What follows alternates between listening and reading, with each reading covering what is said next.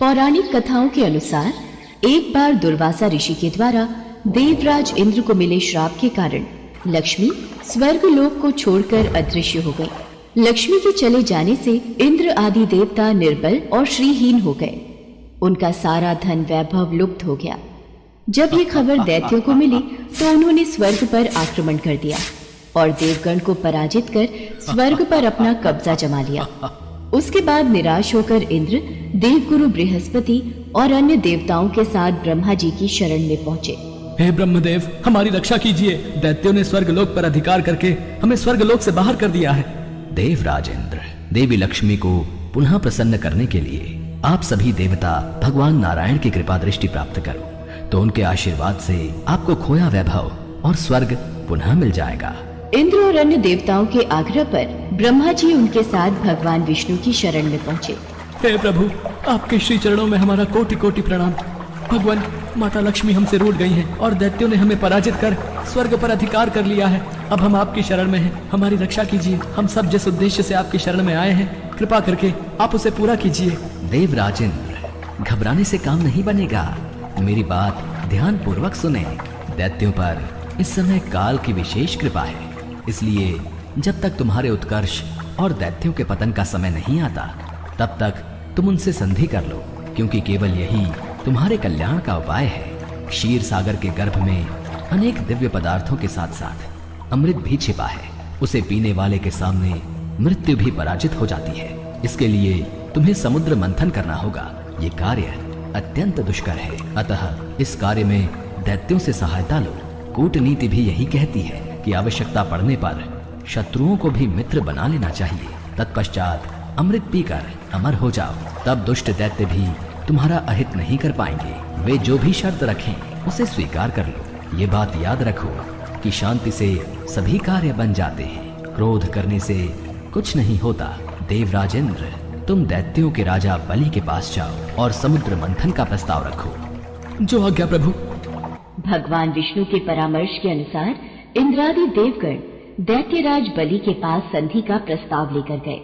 यदि मैं समुद्र मंथन में देवताओं की सहायता करूं, तो इसमें मेरा क्या लाभ होगा? समुद्र मंथन से देवता और दानव अमर हो जाएंगे, क्योंकि समुद्र मंथन से प्राप्त अमृत को पीने से हमें अमरता मिल जाएगी। यदि ऐसा है तो मैं समुद्र मंथन के लिए तैयार हूँ।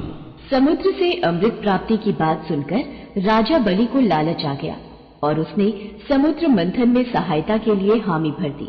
समुद्र मंथन के लिए समुद्र में मंदराचल पर्वत को स्थापित कर वासुकी नाग को रस्सी बनाया गया। तत्पश्चात भगवान विष्णु ने कूर्म अवतार में स्वयं कछुए का रूप धारण करके मंदराचल पर्वत को अपनी पीठ पर रखा, ताकि मथनी स्थिर रहे और समुद्र में डूब न जाए। देवता वासुकी नाग को मुख की ओर से पकड़ने लगे।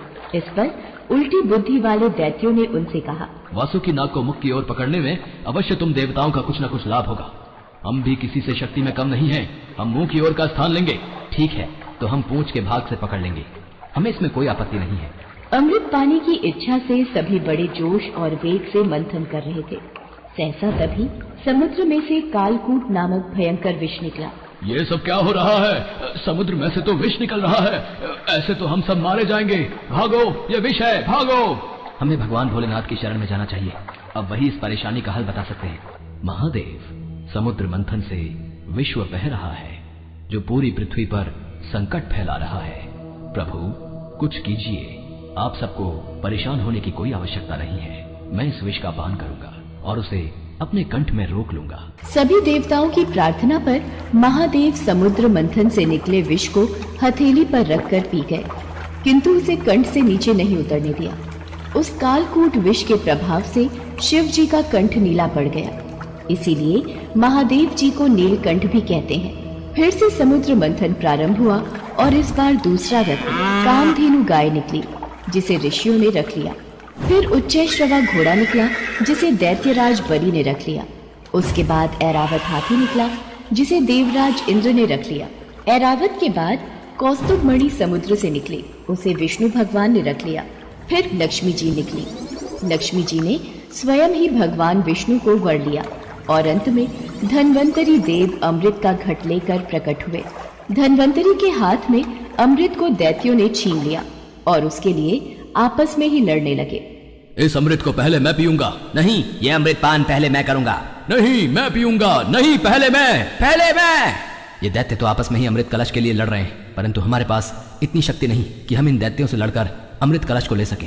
हमें भगवान विष्णु से सहायता मांगनी होगी। हे नारायण, सभी राक्षसों ने अमृत कलश को छीन लिया है और उस कलश के लिए आपस में युद्ध कर रहे हैं। दुर्वासा ऋषि के श्राप के कारण देवता दैत्यों से युद्ध करने में सक्षम नहीं है। आप इनकी सहायता कीजिए। आप चिंतित मत होइए ब्रह्मदेव, मैं देवताओं की सहायता के लिए मोहिनी रूप धारण करूंगा। देखते ही देखते भगवान विष्णु ने मोहिनी नामक एक अति सुंदर युवती का रूप धारण कर लिया और दैत्यों के पास पहुंच गए। आओ शुभगे, तुम्हारा स्वागत है। हमें अपने सुंदर कर कमलों से ये अमृत पान कराओ। हे देवताओं और दानवों, तुम दोनों ही महर्षि कश्यप जी के पुत्र हो, फिर भी परस्पर लड़ते हो। मैं तो स्वेच्छाचारिणी स्त्री हूँ। बुद्धिमान लोग ऐसी स्त्री पर कभी विश्वास नहीं करते, फिर तुम लोग कैसे मुझ पर विश्वास कर रहे हो? अच्छा यही है कि स्वयं सब मिलकर अमृत पान कर लो। ये श्रीहरि की ही कोई लीला है जिससे दैत्य उनके रूप पर मुग्ध हो गए हैं। सुंदरी, हमें तुम पर पूर्ण विश्वास है। तुम जिस प्रकार इस अमृत को बांटोगी, हम उसी प्रकार अमृत पान कर लेंगे। तुम ये घट लो और हम सभी में अमृत वितरण करो। यदि आप इतना आग्रह कर ही रहे हैं तो ठीक है, आप सभी दैत्य और देवता अलग अलग पंक्तियों में बैठ जाइए। मैं सभी को बराबर मात्रा में अमृत पान करा देती हूँ।